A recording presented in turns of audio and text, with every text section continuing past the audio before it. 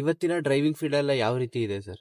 ತುಂಬಾನೇ ಕಷ್ಟ ಇದೆ ಸರ್. ಹೇಳ್ಕೊಳ್ಳೋದು ತುಂಬಾನೇ ಕಷ್ಟ ಇದೆ. ಆ ಮೊದ್ಲಿನ ತರ ಡ್ರೈವಿಂಗ್ ಫೀಲ್ಡ್ ಅಲ್ಲಿ ಇದೆ. ಇವಾಗ ನಾವು ರೋಡಲ್ಲಿ ಅಂದ್ರೆ ಬಹಳ ಒಂದು ರೋಡ್ ಈ ಕೆಲವು ಕಡೆ ನಾವು ಬಾಂಬೆ ಗಿಂಬೆ ಹೋಗ್ತೇವಲ್ಲ, ಕೆಲವು ಘಾಟ್ ಸೆಕ್ಷನ್ ತುಂಬಾ ಕಷ್ಟ ಇದೆ.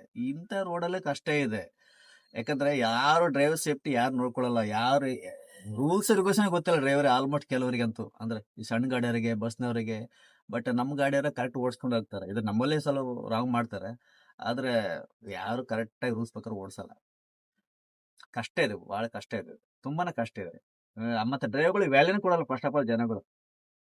ಯಾಕಂದ್ರೆ ಅವ್ರಿಗೆ ಇಂತ ನಾವು ಗಾಡಿ ಓಡಿಸಿರ್ತಾ ಅದು ಒಂದು ಬೆಲೆನೇ ಕೊಡಲ್ಲ ಅವ್ರು. ಯಾಕಂದ್ರೆ ಈ ಮಾಲ್ ಹೆಚ್ಚು ಕಮ್ಮಿ ಆಯ್ತಂದ್ರೆ ಯಾವನೋ ಬೈಕ್ ನಮ್ದು ಐ ಅಂತ ಆವಾಜ್ ಆಗ್ತಾನೆ, ಅಡ್ಡ ಆಗ್ತಾನೆ. ಹೆಚ್ಚು ಕಮ್ಮಿ ಆದ್ರೆ ಸ್ವಲ್ಪ ಇದಾದ್ರೆ ಏನಾದ್ರು ಪಲ್ಟಿ ಹೊಡಿತಂದ್ರೆ ಟೋಟಲ್ ಎಂಟರ್ ಫಿನಿಶ್.